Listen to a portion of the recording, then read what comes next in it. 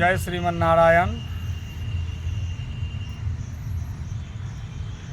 आज बंधुवर हमें आपके समक्ष प्रस्तुत हुए हैं जो जिस शीर्षक पर आज हम अभी बात करने जा रहे हैं, आप लोगों तक जो हमारे यहाँ वीडियो पहुँचेगा वो बड़ा ही ज्वलंत मुद्दा है और ये मुद्दा किसी एक दो के लिए नहीं बल्कि सब पर ये मुद्दा हावी है।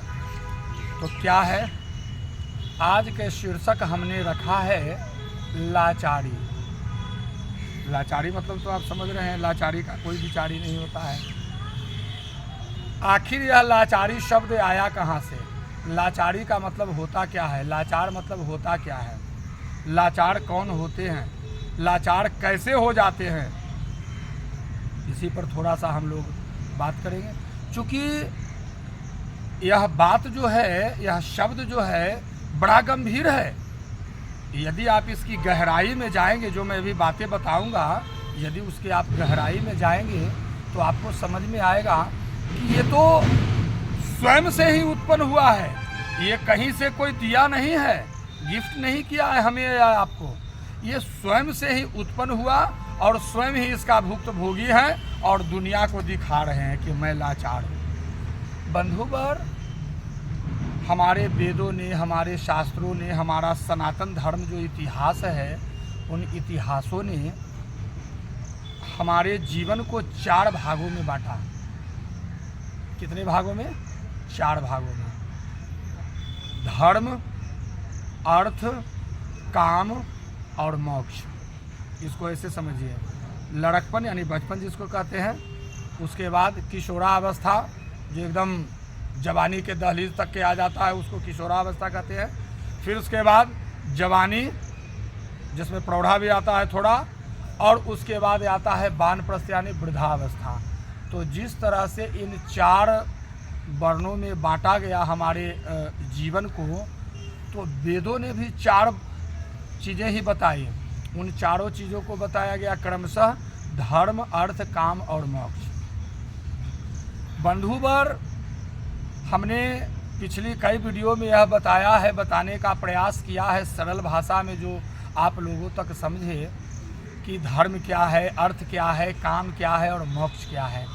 तो आज जो हम लाचारी के बारे में बता रहे हैं कि हमारे वेद ग्रंथों ने, हमारे सनातन संस्कारों ने यह बताया कि मानव का जीवन यदि जो रूटीनात्मक तरीके से, अर्थात जैसे विद्यालय में बच्चों के लिए रूटीन बनाए जाते हैं, घंटी लगेगा तो प्रार्थना होगा, उसके बाद क्लास लगेगी, पहली घंटी में हिंदी पढ़ना है, दूसरी में अंग्रेजी पढ़ना है, तीसरी में संस्कृत पढ़ना होता है ना, उसी तरीके से यदि हम अपने जीवन को रूटीन के तरीके से बना लें और जिसमें सबसे पहली घंटी हो शिष्टाचार की, यानी डिसिप्लिन की, हमें कैसे रहना है, किस तरीके से बोलना है, हमारे बोलने का तरीका क्या होना चाहिए, हम किस जगह पर ज़्यादा समय दें, किस जगह पर कम समय दें, इन सब चीज़ों को आप अपने मन में विचार कर लीजिए। सुबह सोकर उठने के बाद सर्वप्रथम रूटीनात्मक क्या है, देखिए लाचारी पर बात चल रही है तो ये कैसे भागेगा, इसी के लिए मैं आज का यह स्पेशल एपिसोड बनाया हूँ,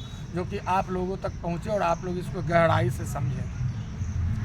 बंधुजन, हम ऐसा देखते हैं कि दूसरे की तो बात छोड़ दे, अपने ही घर में अपने ही बाल बच्चे, अपने ही छोटे भाई बहन, इन लोगों की क्या स्थिति हो रही है मालूम है?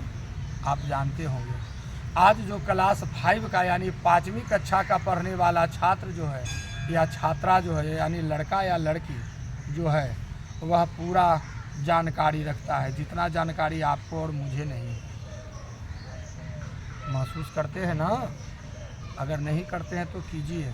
ये क्या है? यही चीज़ धीरे धीरे आज उस पर आप ध्यान नहीं देते हो, इग्नोर कर करके चले जाते हो, अरे जाने दो, मुझे क्या ज़रूरत लगा हुआ है, तो इग्नोर करके यानी नज़रअंदाज कर करके चले जाते हो। ये धीरे धीरे धीरे धीरे धीरे धीरे बढ़ेगा और बढ़ते बढ़ते जैसे जैसे वो युवा जवान होता जाएगा, वैसे वैसे उसकी प्रवृत्ति भी बढ़ती जाएगी और वो पूरे तरह से गंदगी में लिप्त हो जाएगा और वह स्वयं का तो नुकसान करेगा ही करेगा, अपने माता पिता, जब माता पिता है तो भोगना तो पड़ेगा ना।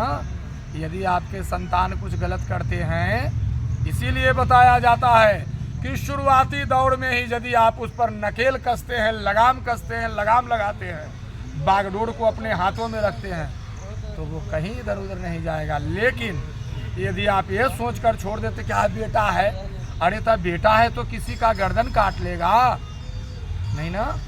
तो यही जो चीज़ है, आज की छोटी छोटी गलतियाँ जिसको हम लोग यूं कह करके छोड़ देते हैं, नज़रअंदाज कर देते हैं, वही चीज़ें जो है आगे जाकर लाचारी का रूप धारण कर लेता है और आप लाचार हो जाते हैं। और जब आप लाचार हो जाते हैं तो चाह के भी कुछ नहीं करते।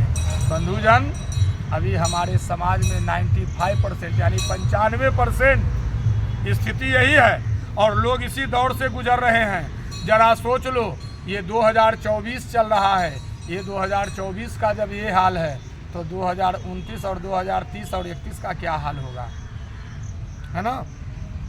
तो यदि आप अपने जीवन में शिष्टाचार को लाते हैं, डिसिप्लिन को लाते हैं, तो मैं दावे के साथ कहता हूं कि निश्चित ही आपकी जीवन शैली में बदलाव होगी और आप एक उज्जवल भविष्य के मालिक बनेंगे और आप एक स्वस्थ शरीर के भी मालिक बनेंगे।